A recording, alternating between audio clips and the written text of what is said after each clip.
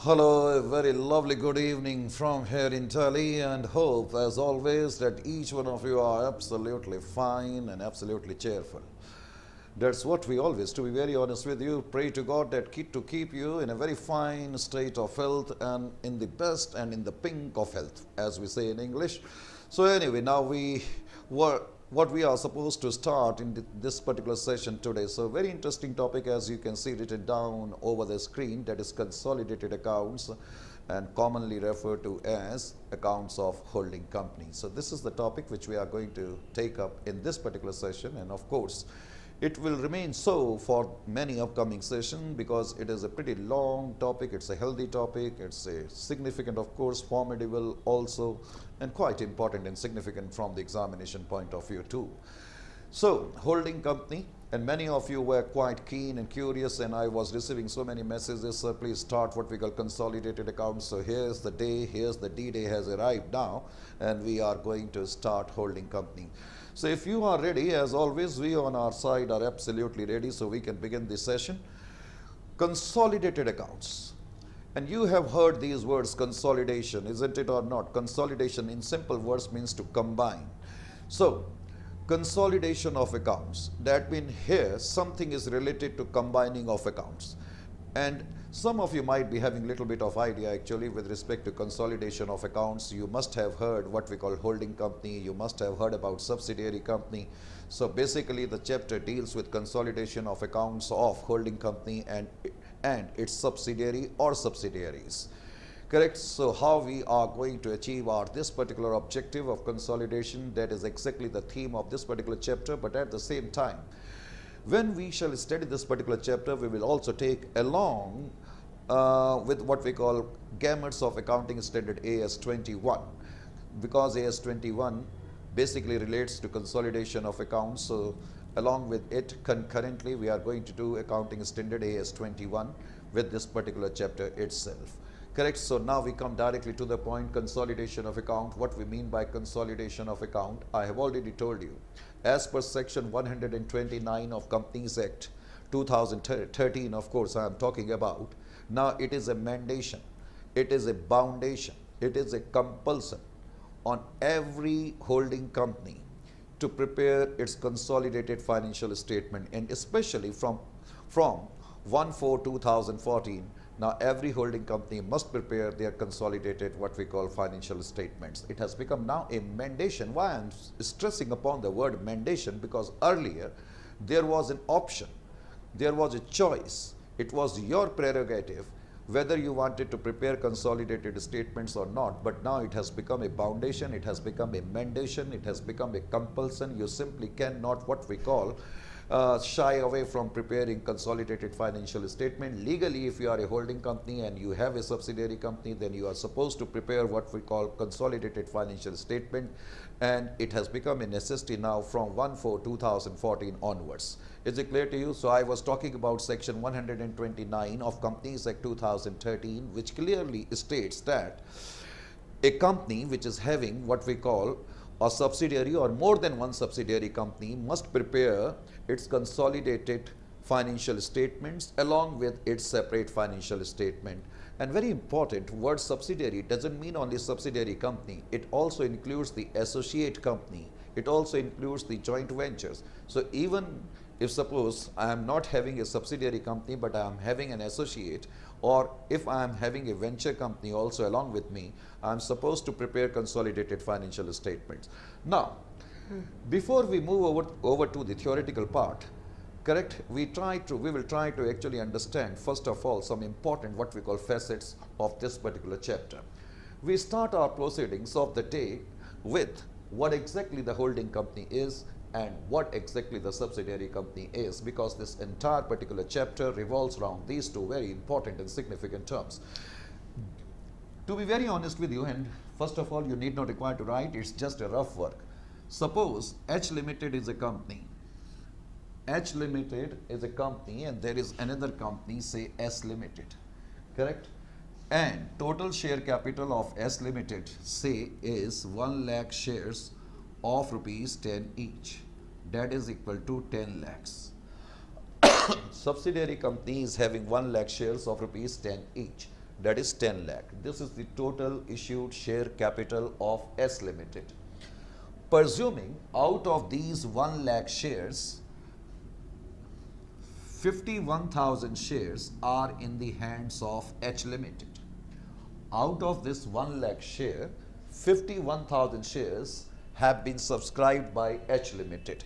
So, H Limited, because H Limited has invested in the share capital of S Limited, it will be an investment for H Limited, and H Limited is going to write this investment towards their asset side. Obviously, if I'm going to invest my money somewhere else, so it's an asset for me, isn't it, or not? So I have invested, I have means H Limited has invested in 51,000 shares of subsidiary limited. Now, as you can see, total number of shares of S Limited, 1 lakh. Out of 1 lakh, as you can see, 51,000 shares are in the hands of H Limited. It means H Limited is having more than 50% shares of the total share capital of subsidiary company. Is it clear to you or not? Is it clear to you or not? So it means I am having more than 50% share, which means that I can dictate the terms, I can control S Limited, because you know decisions in a company, how these decisions are taken. If I'm having majority of the shares, so whatever I may like, I will see to it that that particular thing gets carried out, that particular things get carried out. Well, I'm having a cup of tea also, so that was the reason I was pointing towards somewhere else. Well, we were talking about what we call total number of shares of S Limited, that happens to be 1 lakh, and out of 1 lakh 51,000 shares are in the hands of H Limited. So quite obviously H Limited is having more than 50% of total shares of S Limited. So it means H Limited will become holding company and S will become subsidiary company in the accounting jargon. And when we say holding company, since we are having majority of the shares, so we can almost what we call run our dictates. It means actually we can control the entire proceedings and the affairs of S Limited. Is it clear to you? So point number 1, you can become holding company of another entity if you have more than 50% voting rights. Is it clear to you? This is one condition.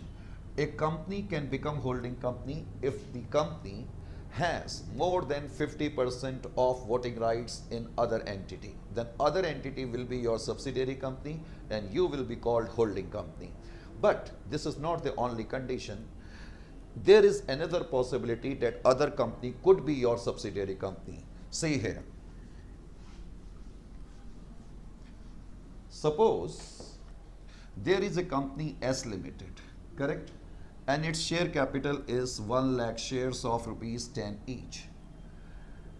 And H Limited is having only 30,000 shares of S Limited.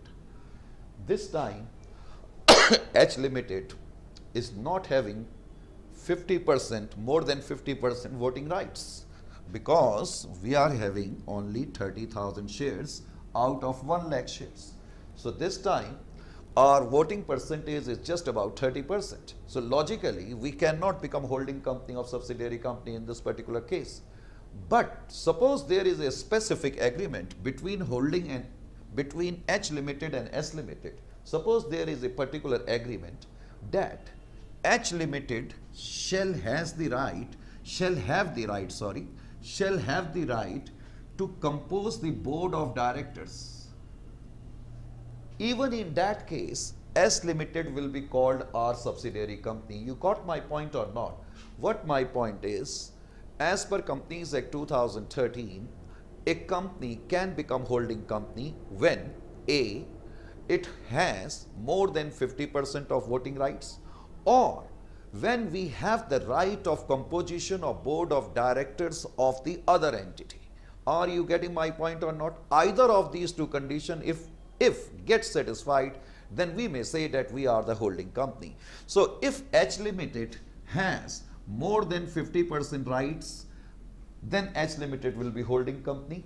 Or if H Limited is having right of composition of board of directors, even in that particular case, H Limited will be called holding company. So first of all, you must remember that you can become holding company of the other entity if either of these two conditions get satisfied. Condition 1, either you have what we call more than 50% of the voting rights, and condition 2, either of these conditions should get satisfied. Condition 2 is that or you have the right to compose the board of directors or the governing body of the other entity. Is it clear to you or not? So first of all, you must understand the meaning of holding company and subsidiary company. So a holding company is one which has got the right, which has more than 50% of voting rights, or which has the right of composition of board of director. And when we say composition of board of director, it means we have the right to remove or appoint the board of directors in the other entity. Is it clear to you? I'm not writing the definition yet. I'm going to write the theoretical notes after the completion of the entire chapter. So in this particular chapter, we are going to switch general what we call starting points which we generally adopt in our session. Generally, I write the theory and then we move over to the practicals. But in this particular chapter, first of all, we are going to pick up the practicals. Along with that, we are going to what we call explain the concepts. And finally, we are going to write a note on accounting standard AS21. That will be the methodology. That will be the precisely what we call technique which we are going to adopt in this particular chapter. Correct? So we were talking about holding company and subsidiary company. So little bit of idea now you have got with respect to holding company and subsidiary company. Is it clear to you? So you must understand that holding company is a powerful entity and subsidiary company is the entity which will have to obey the guidelines and the instructions of the holding company. Quite obviously. If I am in power, I can control you. If you are in power, you can control me. Quite obviously, it is simple facts of life. So, holding company is the powerful company. You must understand that. Now, as per Companies Act, I was talking about Section 129, Companies Act 2013. Now it has become mandatory for every holding company, if it is having a subsidiary company, to prepare their consolidated balance sheet. To prepare their consolidated financial statement, not only balance sheet, but consolidated financial statement. And when we say consolidated financial statement includes A, consolidated balance sheet, it includes consolidated profit and loss account, it also includes consolidated cash flow statement. Correct? And besides that, it will also include consolidated notes and explanatory what we call notes. Is it clear to you or not? So, a set of consolidated financial statement must be prepared. But before we stretch our discussion, let me make it absolutely one particular point clear, at least at this particular level. Holding company will prepare one separate financial statement. Separate financial statement is, suppose I am an entity, I generally prepare my financial statements. These are known as separate financial statements. And along with it, it will have to prepare consolidated financial statement. Consolidated financial statement means the statement which is reflecting the position of the entire group. We must understand that, which is reflecting the position of the entire group. That means the group position is getting reflected through the consolidated financial statement. Now, what is a group? A group is combination of holding company and subsidiary company constitutes the group. Holding company is also known as parent company. Correct? Holding company is also known as parent company, but subsidiary company is never known as son company. Don't mistake over here. Again, one point I would like to actually clear in the initial stages itself, so that later on we are not going to have any problem. Second important point is that you must not confuse with respect to one important aspect. Subsidiary company, it is our subsidiary company. S Limited is our subsidiary company, but it has a separate entity. It is not our private property. Many of the students actually confuses this way around, and that is the reason why actually later on they find themselves absolutely in doldrums as far as understanding and comprehension of this particular chapter is concerned. So that is the reason time and again I am repeating once again that S Limited is a separate entity. It has got a separate existence. Only thing is that you are in the control of the affairs of S Limited. That is the only thing. Is it clear to you? Now, obviously, the big question now unfolds. So how the consolidation is done? And that is what for you and I are here. So we are trying to learn now how holding company consolidates its financial statements. That is the technique, that is the theme, and that is the musical background of this particular chapter, if you allow me to say so. Let me have a cup of tea, and I'm having a very bad throat today. Well, in order to understand the consolidation process, now you will have to write along with me, correct? Now you will have to write along with me, and you will have to write a lot. I'm writing a demonstration 1, and through that particular demonstration, and you please note it down because I may have to rub it out also. I'm writing a demonstration first, and with the help of that demonstration, we will try to understand the facets, understand the steps, understand the what we call accounting procedures for the consolidation, correct? Well, balance sheet of H Limited and its subsidiary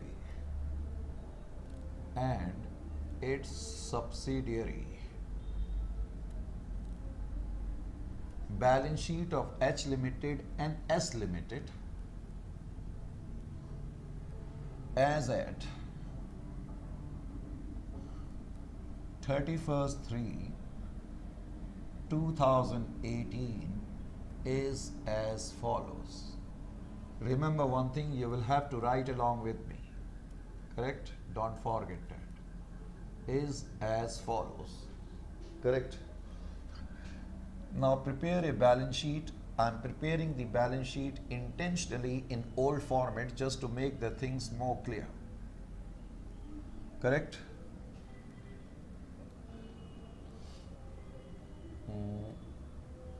This much of space is enough. And here I am writing H Limited, here I am writing S Limited, H Limited and S Limited, correct? Right towards the liability side, share capital in bracket rupees 100, that means one share is of 100 each. Share capital of H Limited is 10 lakhs and share capital of S Limited happens to be 5 lakhs. Then we write here profit and loss account. Profit and loss account 5 lakhs, 4 lakhs. General reserve,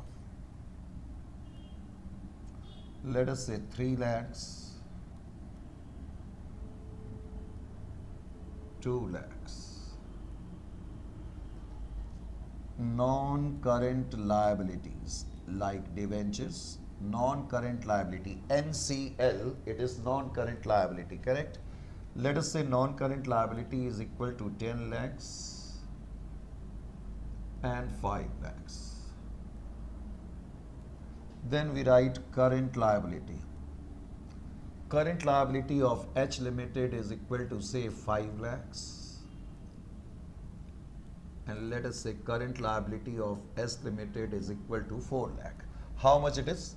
10 plus 5, 15, 18, 18 and 10, 28 plus 5, 33. I hope I am correct. 15, 25, 28 and 5, 33. So total is 33 lakhs. Then you total it also. 9 and 11 plus 5, 16 plus 4, 20 lakhs. Now here I have written investments. Investments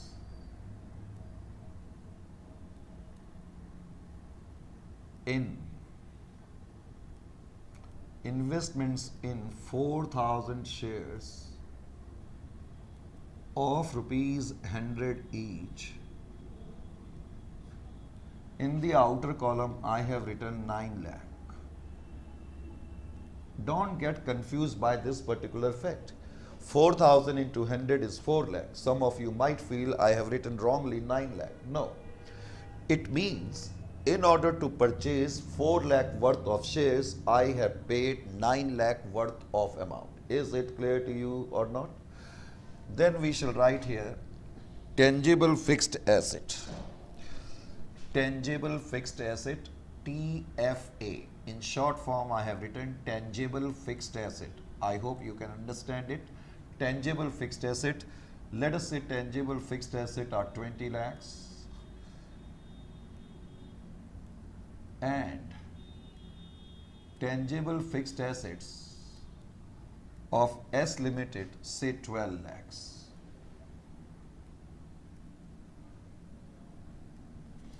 Then I have written here current asset. Current asset is equal to 4 lakh and 8 lakhs. I hope total is 33 and 20 lakhs respectively. 33 lakhs and 20 lakhs, isn't it? So this is the total of the balance sheet, correct? And you write along with me below, H Limited acquired 4,000 shares of 100 each in S Limited as on 1st April 2017.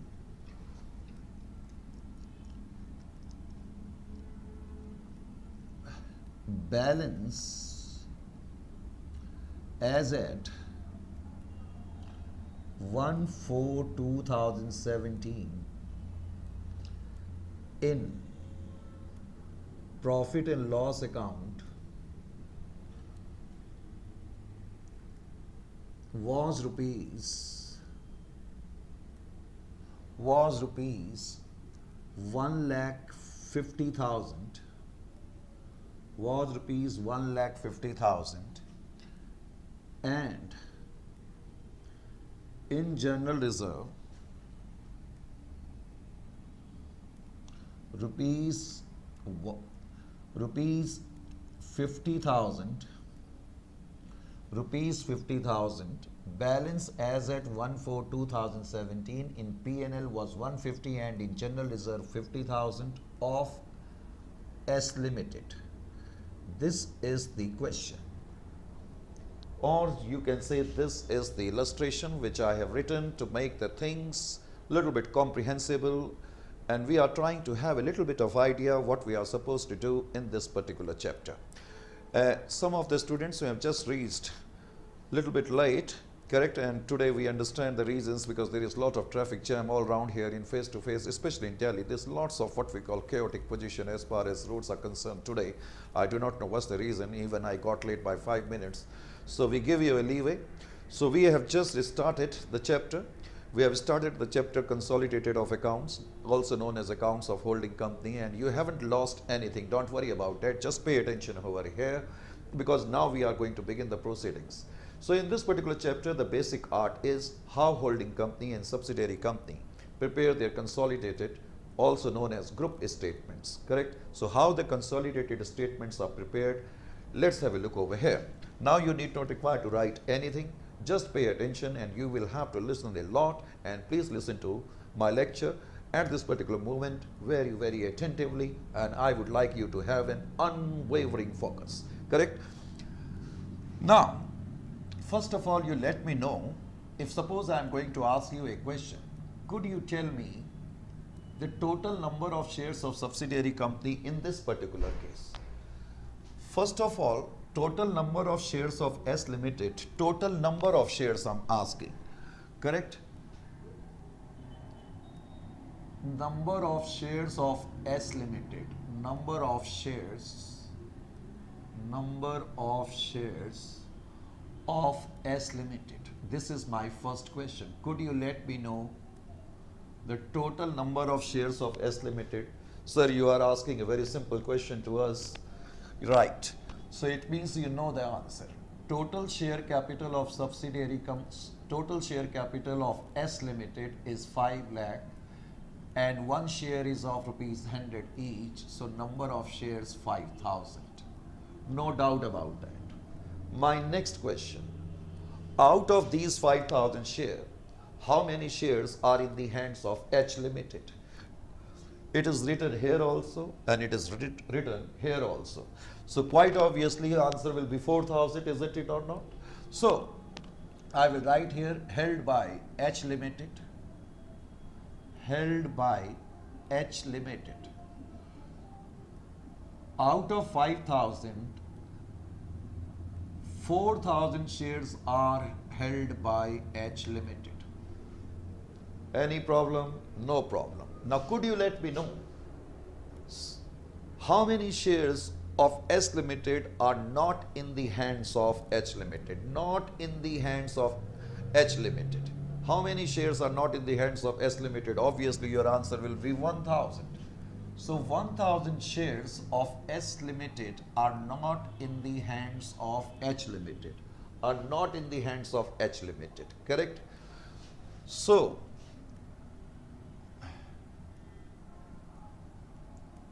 held by, see here what I am writing, held by minorities.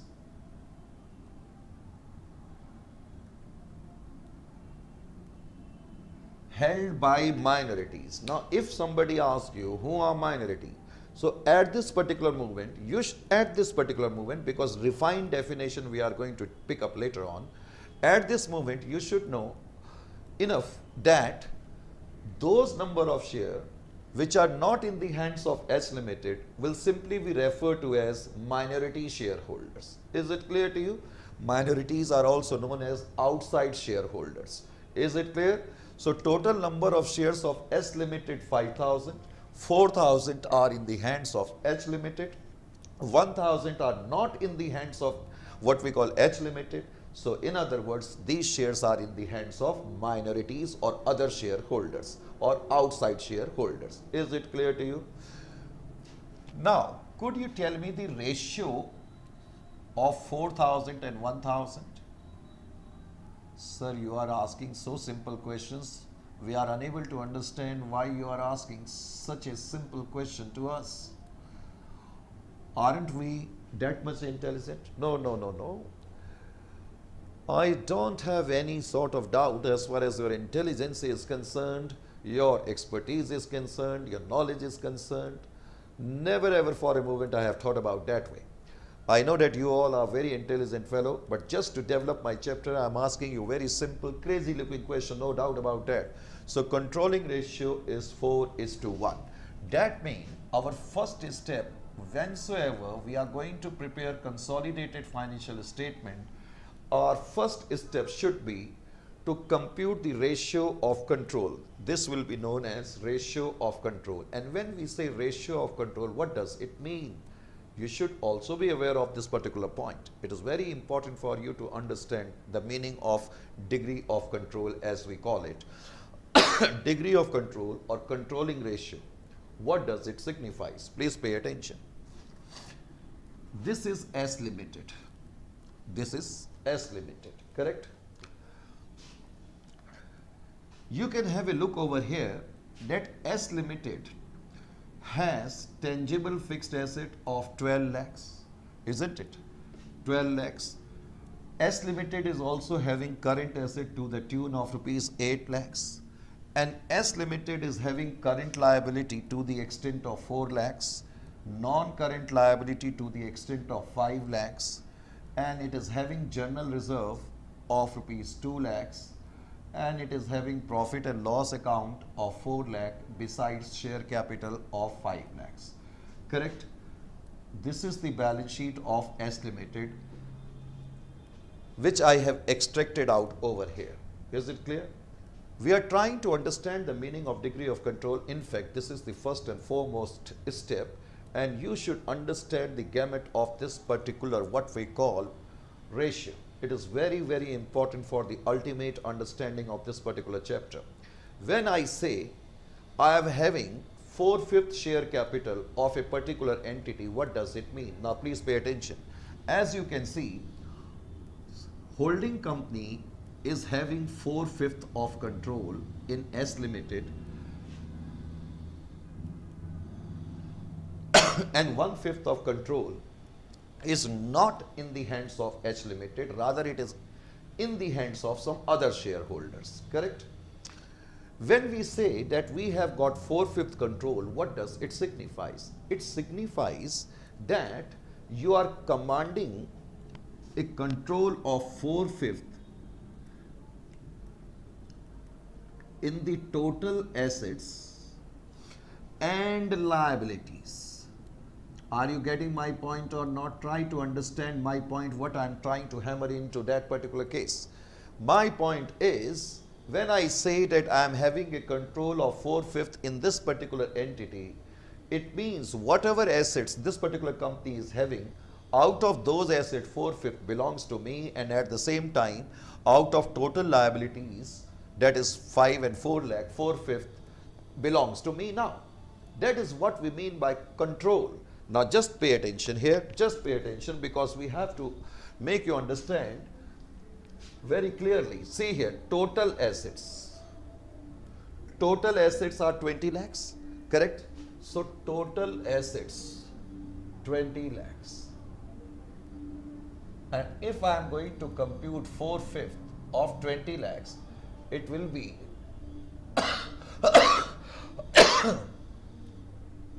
it will be equal to 16 lakhs.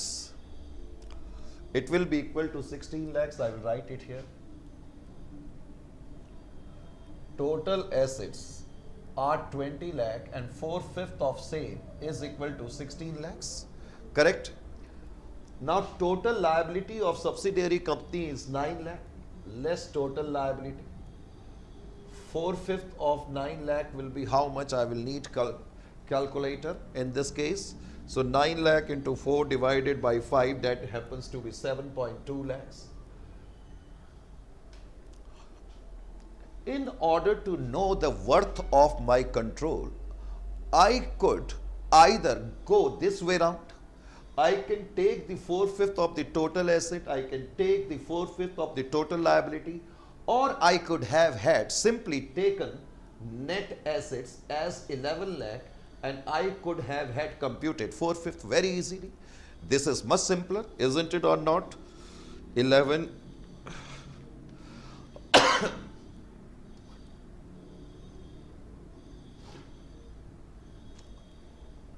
when we say we have control of 4/5, it means whatever net assets of subsidiary companies are there, 4/5 belongs to us. Is it clear to you or not? Did you get the what we call idea of control? When we say I am having a control of 4/5, it means I am having a control of 4/5 of the total assets, and at the same time total control of 4/5 out of total liabilities. This control value can be easily found out by simply taking your controlling ratio and multiplying it with the net assets. So you can easily know the worth of your control. So when we say in this particular case that holding company is having 4/5 control, this 4/5 control is equal to 8.80 lakhs worth of net assets. Is it clear? Now see here, same results can be arrived at either by taking control on the basis of net assets, or you could have simply taken share capital. Share capital is 5. And you could have added profit and loss account 4 plus general reserve 2.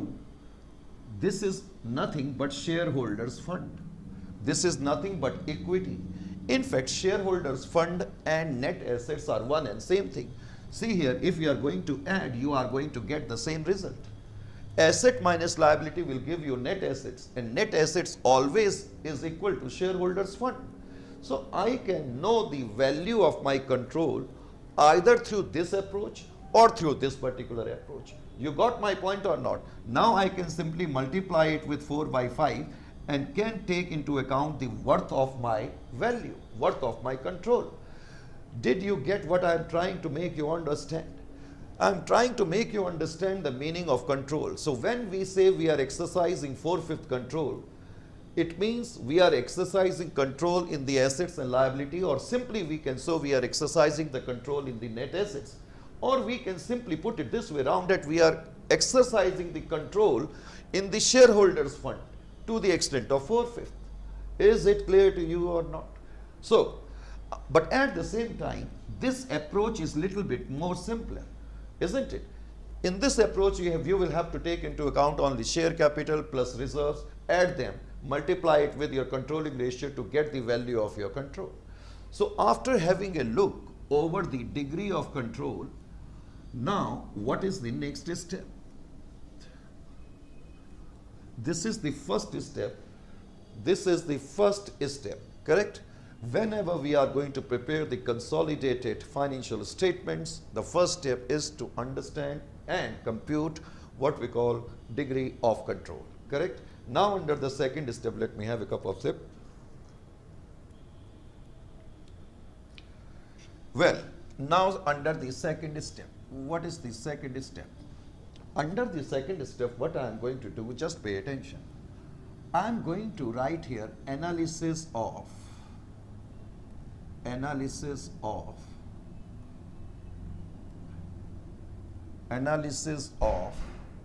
accounting period, analysis of accounting period of subsidiary company, analysis of accounting period of subsidiary company.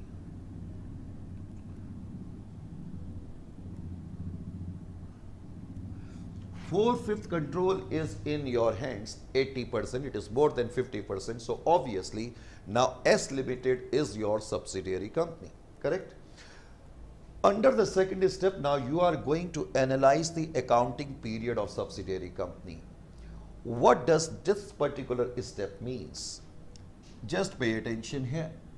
All you have to do is to stretch a line like this, correct? Take into account the date of the balance sheet. Now, could you let me know the date of balance sheet in this particular question? So, 31/3/2018. Very good. So, 31/3/2018, this is the date of balance sheet. Now, I'm again going to ask a very crazy looking question. If balance sheet date is 31/3/2018, could you tell me what would have been the opening date of subsidiary company?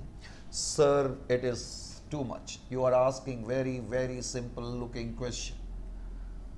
Yes, opening date must have been 1/4/2017. If closing date happens to be 31/3/2018, quite obviously the accounting year must have begun on 1st of April 2017, isn't it? Now, why we are stretching this drawing? Question is this: because we have to do the analysis of accounting period of subsidiary company. Sir, what we mean by analysis of accounting period of subsidiary company? Yes, I am coming over to that particular point. After having taken into account the accounting period, correct?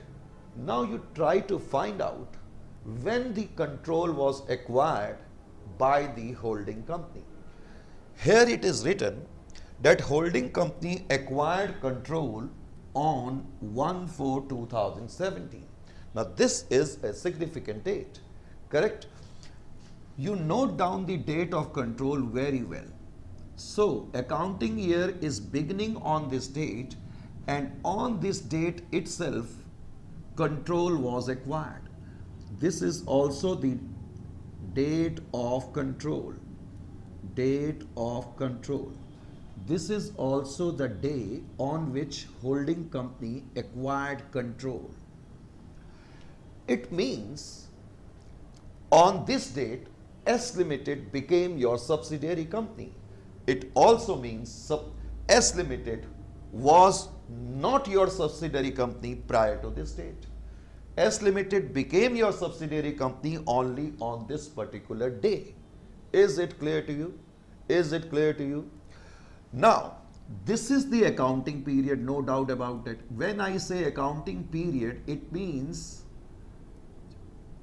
period is starting from the beginning of the accounting year and ending on the closing date. Accounting period means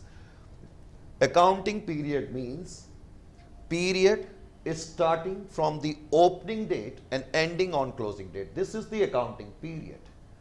Now, this accounting period will have to be segregated into two parts. This accounting period will have to be segregated into two parts. One part is known as period after the control, period after the date of control, DOC, that is date of control. Entire accounting period will have to be segregated into two parts. That is part 1, period falling after the date of control. Quite obviously, this is the period which is falling after the date of control. Now this entire period, this entire accounting period, we can say in this case, this entire accounting period is the period after the date of control. Can we say it this way round or not? When I say control was acquired on this particular date, it obviously means the entire accounting period is nothing but period after the date of control. And we will see later on that this period is also known as post-acquisition period. It is also known as post-acquisition period. This is also known as post-acquisition period.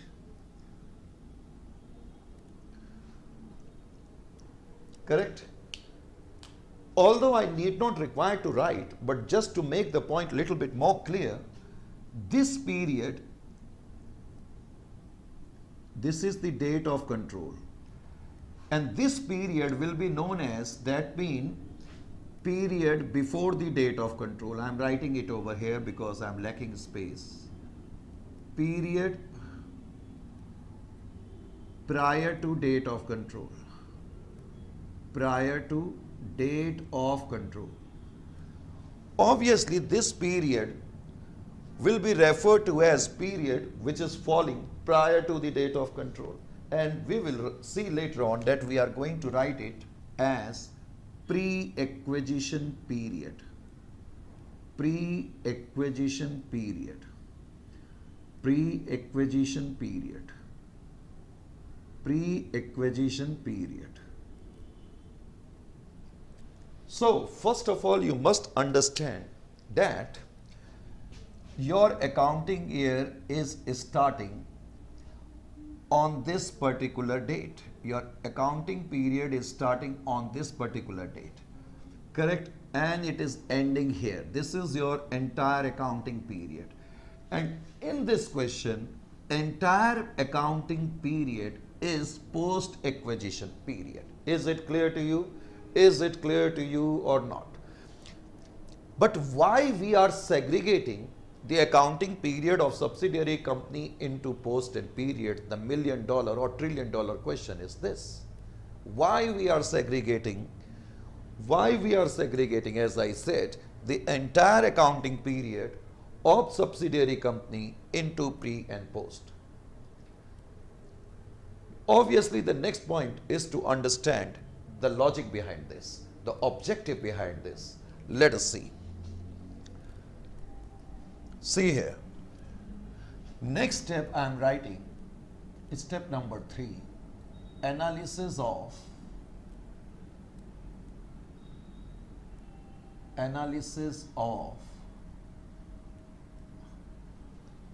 profit and loss account of subsidiary company.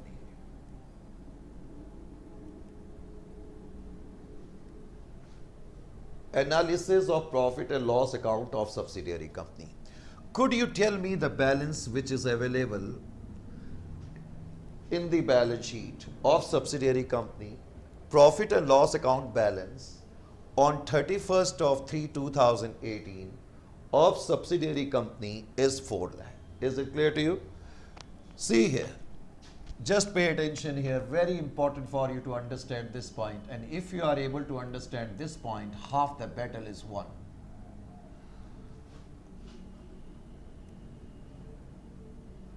On 31st/3/2018, balance in subsidiaries company's profit and loss account is 4 lakhs. Is it clear to you?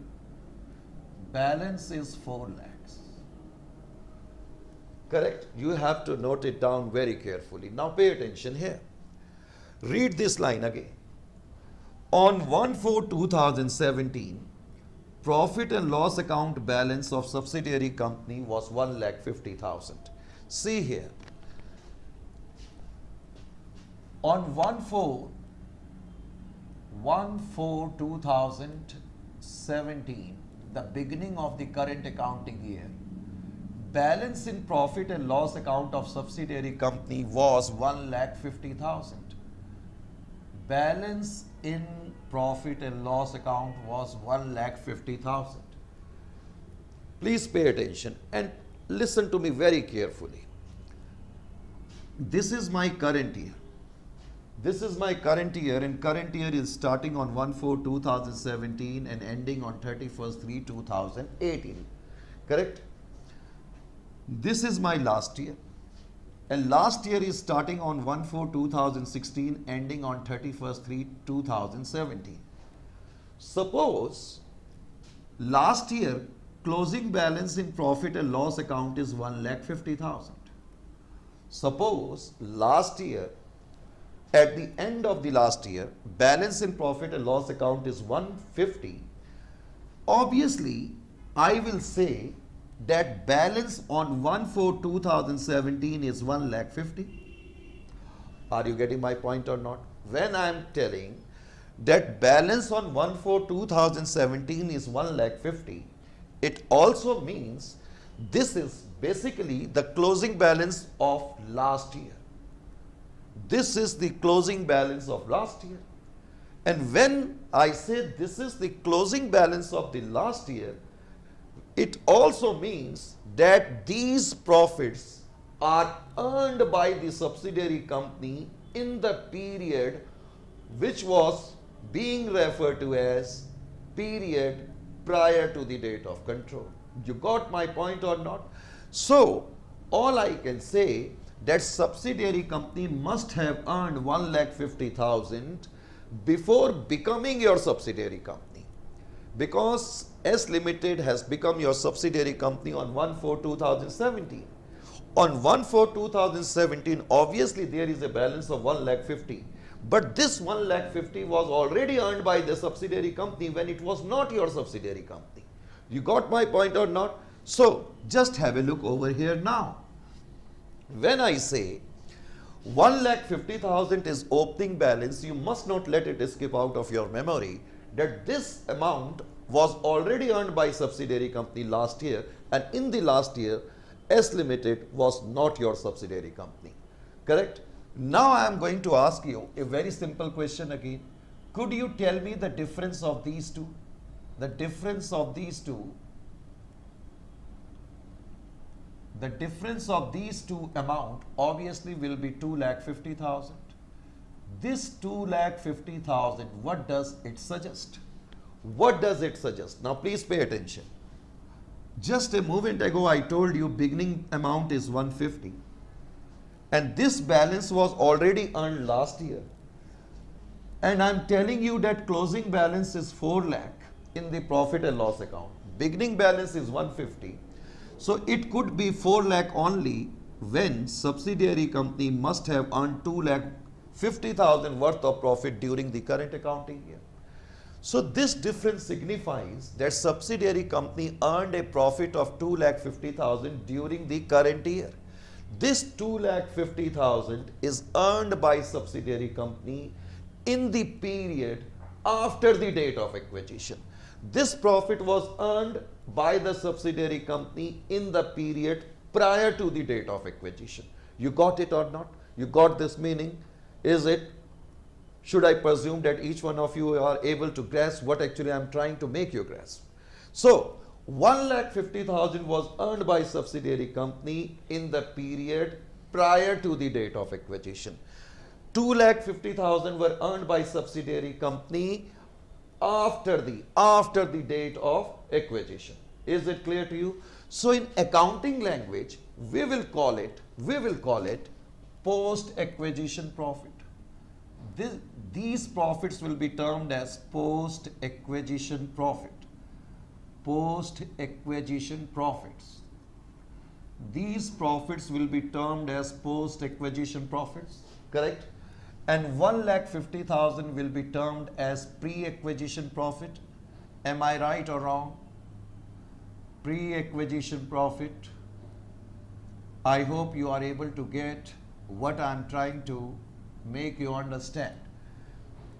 Due to some or other reason, I haven't yet explained the reason, I will, don't worry about that, but due to some or other reason, I need to know the total balance of subsidiary company which is appearing in the balance sheet, which is 4 lakh. Of course, this is the balance on 31st/3/2018.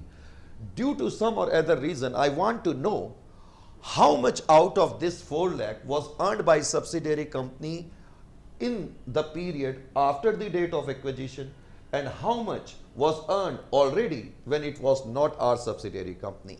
1,50,000 was earned by subsidiary company when it was not our subsidiary company, and 2,50,000 were earned by subsidiary company after it has become our subsidiary company. This 2,50,000, in other words, shall be termed as post acquisition profits, because these profits were earned during the current accounting period, and current accounting period is entirely a post acquisition period, and 1,50,000 which is being reflected on 1/4/2017 actually were earned last year, that means in the pre acquisition period. Now please try to understand one important point. Profits earned by subsidiary company in the post acquisition period, profits earned by subsidiary company in the post acquisition period are known as revenue profits, are known as revenue profits, are known as revenue profits, are known as revenue profits, are known as revenue profits. And profits earned by subsidiary company, profits earned by subsidiary company, correct, in the period when it was not our subsidiary company or in the pre-acquisition period, these profits are known as capital profits. Capital profits. Capital profits. Is it clear to you or not? Is it clear to you or not? That means you have broken these profits into two parts, capital profits and revenue profits. I have already told you, due to some reason, from the point of view of holding company, it becomes a necessity to break down the profits of subsidiary company into pre-acquisition and post-acquisition, because post-acquisition profits of subsidiary company from the point of view of holding company will be referred to as revenue profits, while pre-acquisition profits of subsidiary company from the point of view of holding company will be referred to as capital profits. Is it clear to you? Is it clear to you or not? Similarly, we can do the analysis of general reserve. Just pay attention. General reserve, analysis of general reserve. Analysis of general reserve. Analysis of general reserve of subsidiary company. Analysis of general reserve of subsidiary company. Again, I stretch a line like this. This is the closing balance. In the balance sheet you can see, balance in general reserve of subsidiary company happens to be 2 lakhs, so you are going to write here 2 lakhs. Correct? Analysis of general reserve. So closing balance is 2 lakh, and it is given to you that in the beginning general reserve of subsidiary company stood at 50,000, so you are going to write here 50,000. This is the balance in the beginning. if I will take the difference of these two, the difference will be equal to 1,50,000. I need not require to tell you what this 1,50,000 signifies. Correct? Could you tell me? This 1,50,000. This 1,50,000 is post-acquisition general reserve. Post-acquisition general reserve.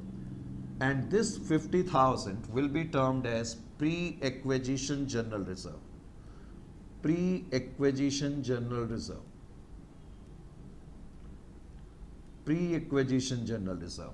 I have already told you it is of revenue nature. This is revenue nature general reserve, and this is capital nature general reserve. You got my point or not? That means the entire reserves, when I say reserve, it includes profits also, correct? So entire profits and reserves of subsidiary company due to some reason will have to be broken down into capital and revenue nature. But for the same, you need to know, first of all, the accounting period of subsidiary company, how much period belongs to what we call post-acquisition part, and what part of the accounting period is pre-acquisition part. Profits earned by subsidiary company in the post-acquisition period will be referred to as post-acquisition profits or reserves. And similarly, profits earned by subsidiary company or reserves earned by subsidiary company in the pre-acquisition period will be referred to as pre-acquisition profits or reserves. Pre-acquisition signifies capital nature and it signifies revenue nature. Why so? Even I am going to explain that. Correct? So far we have done till up to this particular movement. Is it clear to you or not? Correct? Now, the big question is,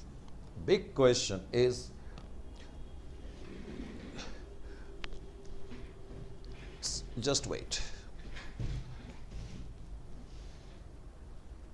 I need little bit of a space because space will not get created. So I think yes.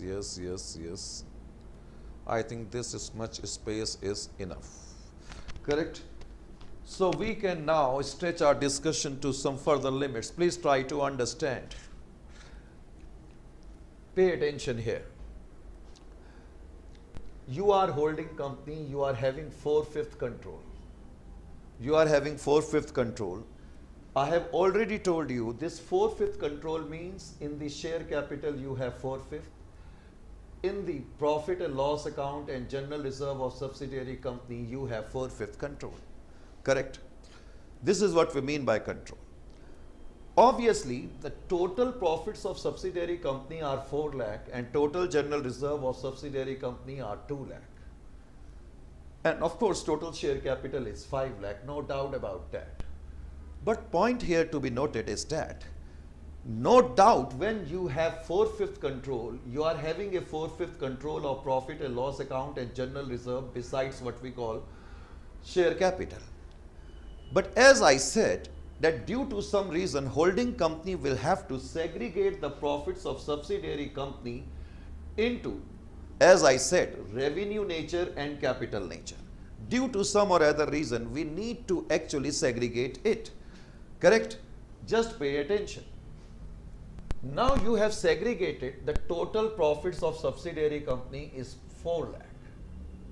You have segregated them into 1,50,000 as capital profit, and you have segregated 2,50,000 as revenue profits. Correct? Why it is so? First of all, you must understand, it is a fundamental truth in accounts that anything which I am going to receive without my indulgence is generally, from my point of view, will be termed as capital nature gains or profit. Are you getting my point or not? For example, when I sell a machinery, now I'm not doing much in this case and I'm having a profit in it. It is a case of capital profit. Why? Because I'm not doing anything. I simply sold out the machinery, that's all. But you must have seen that the profit which we derive through preparation of the profit or loss account signifies revenue profit. Why? Because It shows that how much what we call endeavors we have done, how much efforts we have taken during the entire accounting year. We sweated out to earn that profit. So put it in simple words, profit which you receive without any sort of work or endeavor are capital profits for you, and profits which you earn with your own efforts, intelligence, mind and application of your knowledge are nothing but revenue profit. Likewise, try to understand, when you acquired control, subsidiary company was already having 1,50,000 worth of profit. Correct? No doubt about that. Since you are having a control of 4/5 in the subsidiary company, and subsidiary company is having 4 lakh worth of profit, no doubt that you are going to have a 4/5 stake in it. No doubt about that. But my point is that out of this 4 lakh, 1,50,000 worth of profits were earned by subsidiary company when it was not your subsidiary company. It means you as holding company are receiving this 1,50,000 worth of profits without any sort of effort, because it was not your subsidiary company at that time and you were not on the driver's seat. That means you were not providing any guidance, any instructions, you were not indulging in the operational activity of the subsidiary company. That is why this profit from the perspective of holding company must be categorized as capital profits. Is it clear to you or not? Now, profit earned by subsidiary company after it has become your subsidiary company, that is in the post-acquisition period. Now, these profits from the holding company's point of view will be referred to as revenue profits. The reason is obvious. Now, you were dictating the terms, you were instructing the subsidiary company because you are the holding company, you were providing the guidelines, you were controlling the affairs, you were giving the entire direction. So all in all, it means in these profits somewhere your intelligence, expertise, your efforts are associated. So that is the reason these profits will be termed as revenue profits. Is it clear to you or not? So these are capital profits, these are revenue profits. Now please pay attention. In the revenue profits, 4/5 will belong to you, no doubt about that. 1/5 will belong to outside shareholders. Similarly, in the capital profit, 4/5 will belong to holding company and 1/5 will belong to outside shareholder. Is it clear to you? You must not forget this thing. Now, the next step is what we are going to do. See here, please pay attention. We have already computed revenue profit and capital profit, correct? Revenue profit and capital profit. So here I am writing for share in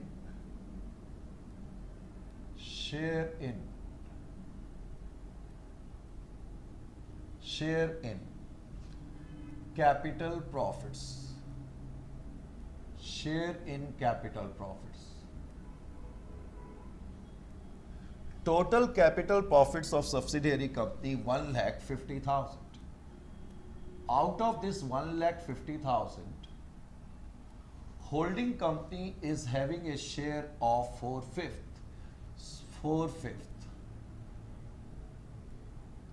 and minorities is having a share of 1/5. Correct?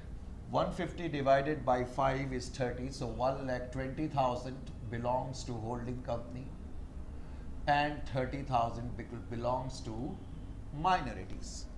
Similarly, revenue profits, share in revenue profits. Revenue profits of subsidiary company are 2,50,000. Out of this 2,50,000, minorities will have 1/5, 50,000, and holding company will have a share of 2 lakhs. Is it clear to you? Now, you take into account the share in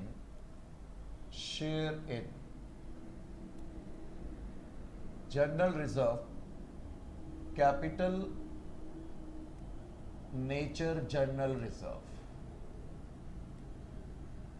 Capital nature general reserve. Now total general reserve is 2 lakh, out of which capital reserve or capital nature general reserve is 50,000. This is capital portion, 50,000. Out of that 40,000 belongs to holding company and 10,000 only belongs to minorities, because 1/5 is held by minorities, outsiders. Similarly, revenue nature general reserve is 1,50,000. So you will write here 1,50,000. Out of that 4/5 belongs to, 30,000 belongs to minorities and 1,20,000 belongs to holding company. Correct?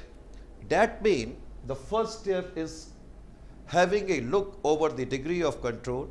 Second step is analyzing the entire accounting period of subsidiary company into pre and post acquisition period. Then you analyze the profit and divide it according to pre and post acquisition period to know capital portion and revenue portion, correct? And then you extract the shares in capital profits and revenue reserve. Capital profits, revenue profits, and capital reserves and revenue reserves. After having done that, now what you are supposed to do? Just pay attention. Now step number 5. Step number 5, what we are going to do? We are going to write here, see, price paid for acquiring the control. Price paid for acquiring control. Price paid for acquiring control. What does it mean? It means from the point of view of holding company, how much price you paid to acquire the control. Look into your balance sheet. On the asset side, you have written the word investment, isn't it or not? You have written investment. You have written over there investment in 40,000 shares. 4,000 shares, right. Investment in 4,000 shares of 100 each. And in the outer column, it is written 9 lakh. It means you have paid rupees 9 lakhs to acquire the control. This is what we mean by price paid to acquire the control. Is it clear to you or not? Is it clear? Now, obviously, if I go to a particular shop and I pay some price and get some what we call piece of goods, obviously it is natural tendency I am going to compare whether the goods which I purchased was really justifying the price which I paid for the same. So likewise, holding company is trying to know whether they have paid extra, whether they have incurred loss or they have suffered profits while acquiring the control in the subsidiary company. Obviously, you have paid 9 lakh. So what did you get in lieu of that? Less nominal value of shares acquired, nominal value of shares acquired, nominal value of shares acquired. You acquired 4,000 shares and nominal value is 100 each. Oh my God. You got only 4 lakh worth for rupees 9 lakh. You paid out 9 lakh and you are getting 4 lakh worth of shares. And time and again I have told you, in accounts, from the paying party's point of view, it is a capital loss first of all because you paid 9 lakh for share capital. It is a capital loss, and capital loss is termed as goodwill. It is termed as goodwill. So this is your goodwill. That means 5th step is computation of goodwill or capital reserve. This time there is goodwill because price which you have paid exceeds the worth of shares which you got. So it is a capital loss, and capital loss from the point of view of paying party is always termed as goodwill. Goodwill signifies capital loss, correct? That means your 5th working is related to calculation of goodwill. This is calculation of goodwill. Goodwill or capital reserve. So in this case there is a goodwill to the tune of rupees 5 lakh. Is it clear to you or not? Now it is very important for you to understand that in accounts you cannot show goodwill and capital nature reserves simultaneously. You cannot show goodwill and capital nature reserves simultaneously. What I am trying to say here. See here, because you have just computed goodwill. So now goodwill is appearing in the books 5 lakhs. And here, see, holding company has got some share in capital profits of subsidiary company. See here, share of holding company, share of H Limited in capital profits. Pay attention here. When holding company acquired control in subsidiary company, and subsidiary company is having a profit of 4 lakh, out of that there are some capital profits and some revenue profits. Similarly, subsidiary company is having something in general reserve, and some portion of general reserve is of capital nature and some portion of general reserve is of revenue nature. Now, out of 4 lakh, 1,50,000 were capital profits and 2,50,000 were revenue profits. So, in the capital profit, share of holding company is 1,20,000, correct? Share in H Limited in capital profit 1,20,000. And share in capital nature reserves. Capital nature reserves are 50,000. And share of holding company is 40,000. What my point is, now in the books of holding company, there is appearing simultaneously a goodwill of 5 lakh, and now there is also appearing capital reserves worth rupees 1,60,000. Capital profit and capital nature reserves are worth 1,60,000. And we know the fundamental rule of accounts that capital reserves and goodwill cannot appear simultaneously. So, we will set off the lower figure with the higher figure. When we will set off capital reserves against goodwill, we will be left up with 3,40,000, but still it is a goodwill.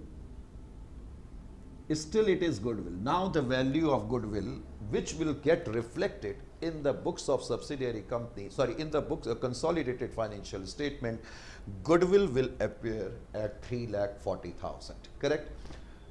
Now the entire story should unfold itself before you. Why it becomes necessary to know the pre and post acquisition period of subsidiary company? Because unless and until we shall have at our disposal pre and post period of subsidiary company, we shall not be in a position to segregate the profits and reserves of subsidiary company into capital and revenue portions. And as you can see, that share of holding company in the capital profits will be used to set off goodwill, correct? So that is the reason why we did such a long exercise to segregate the profits and reserve of subsidiary company into capital and revenue nature. Still, the discussion is not over. Still, it is on. But we will explain the upcoming points in the next session. I would like you to note it down because some more points we have to discuss. We have discussed only till up to valuation of goodwill, correct? We have discussed only till up to valuation of goodwill. Now, one more point I would like to suggest before I wrap it off. Well, you note it down. I will explain in the next lecture. I am switching it off right now, but in the next lecture, I will continue it from here itself, correct?